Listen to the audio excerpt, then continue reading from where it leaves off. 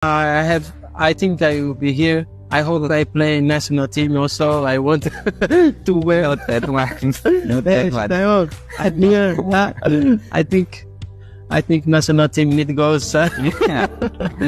Jelang hadapi Indonesia, Cina dilanda konflik internal. Jadwal dan tempat sumpah WNI, Maes Hilger dan Eliano.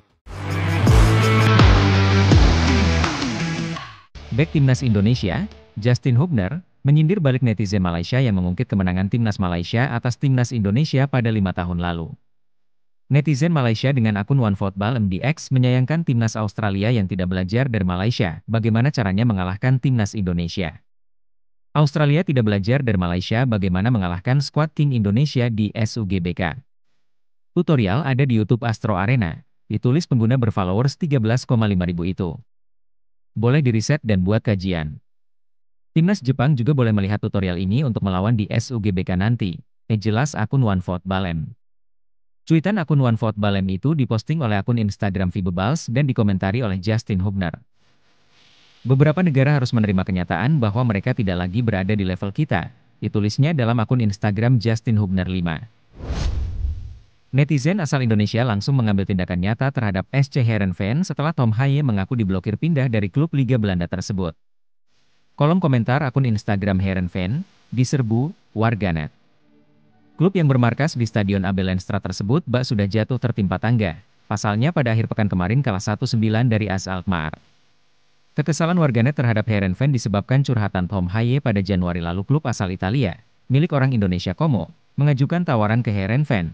Namun karena pihak Heerenveen menginginkan uang fee lebih besar, transfer tersebut diulur-ulur, hingga akhirnya Como balik kanan.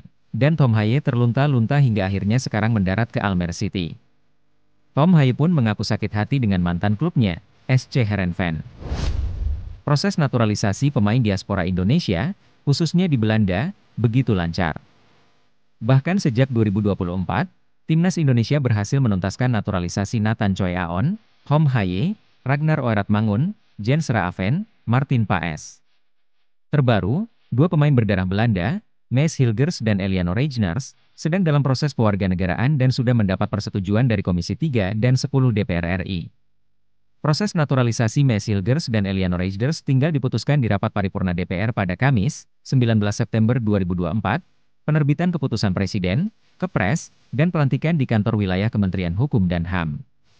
Cepatnya proses naturalisasi pemain keturunan Indonesia di Belanda membuat netizen Malaysia sedikit iri. Pasalnya, sudah berkali-kali, Malaysia dirumorkan akan menaturalisasi pemain-pemain grade A di Eropa, namun sampai saat ini belum ada kejelasan. Faktor kejelasan keturunan berikut dokumen yang tersimpan rapi juga menjadi faktor mengapa proses naturalisasi Timnas Indonesia berjalan lancar. Sementara, Menkumham Supratman Andi Aktas pun mengonfirmasi bahwa Maes Hilgers dan Eliano Reijners akan ambil sumpah WNI pada awal pekan depan. Sumpah WNI itu tidak akan digelar di Jakarta, melainkan di Belanda. Hal ini terjadi karena Maes Hilgers dan Eliano Reijners tengah memperkuat klub masing-masing di Belanda. Sebagai bentuk komitmen pemerintah dalam mendukung tim nasional Indonesia, Supratman Andi Aktas akan langsung mengirimkan Dirjen Administrasi Hukum Umum, AHU, Cahyo Rahadian Mushar ke Belanda. Hal ini dilakukan guna mempercepat proses pengambilan sumpah. Next. David da Silva kini membuka peluang untuk bisa membela Timnas Indonesia. Striker asal Brasil tersebut sudah berlaga di Liga 1 sejak 2018 saat pertama kali membela Persebaya. Kecintaan David da Silva terhadap Indonesia lebih kuat sehingga ia mengaku ingin menetap lebih lama di sini. Bahkan David tak ragu untuk bisa dinaturalisasi Indonesia dan bisa bermain di bawah komando Shin Tae-yong suatu saat nanti. Saya juga berharap bisa bermain di Timnas juga. Saya ingin pakai jersey Timnas, hai Shin Tae-yong saya di sini, ditambahnya sambil tertawa. David tahu betul salah satu kekurangan Timnas Indonesia saat ini adalah di posisi striker. Pesepak bola berusia 34 tahun itu pun membuka peluang Shin Tae-yong meminatinya untuk bisa dicoba di Timnas Indonesia. Next. Saat ini perkembangan pesat Timnas Indonesia makin menarik perhatian dunia.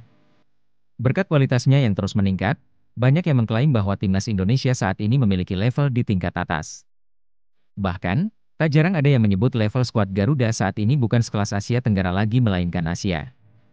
Hal ini bukan hanya omongan kosong belak, jika berkaca pada sejumlah prestasi yang telah dicapai Timnas Indonesia di era Shin Tae-yong. Yang paling menjadi sorotan adalah timnas Indonesia yang berhasil lolos ke babak 3 kualifikasi Piala Dunia 2026 zona Asia. Perkembangan positif timnas Indonesia yang terjadi dalam kurun waktu singkat ini membuat citra Indonesia seketika terangkat di dunia internasional.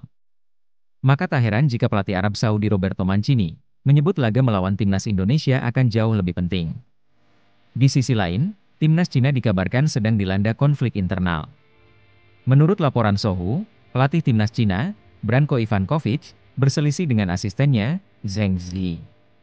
Dugaan perselisihan itu terjadi setelah timnas Cina menelan kekalahan beruntun dari Jepang, 0-7, dan Arab Saudi, 1-2. Berdasarkan laporan Sohu, kedua pelatih terlihat silang pendapat saat pertandingan melawan Arab Saudi, Selasa 10 September 2024. Pada pertandingan itu, pelatih Branko Ivankovic dilaporkan enggan menerima saran dari Zheng Zi. Akibatnya, Zheng Zi murka. Dikabarkan, insiden ini membuat hubungan antara kedua pelatih itu retak. Pelatih Ivankovic menerima saran dari asistennya Zheng Zi untuk menggantikan Bram Abdueli selama pertandingan melawan Arab Saudi pada tanggal 10, tapi dia menolak. Kemudian, Zheng Zi tertangkap kamera sedang memukul tembok dan marah-marah, ditulis laporan Sohu, dikutip dari Best Eleven pada Rabu, 18 September 2024. Sementara, terkait proses naturalisasi Mauro Zijlstra, Yunus Nusi menjelaskan sampai saat ini PSSI belum memikirkannya. Sebelumnya, Mauro Zijlstra sempat berbicara bahwa ia sudah menyerahkan dokumen kepada PSSI untuk dinaturalisasi menjadi pemain timnas Indonesia.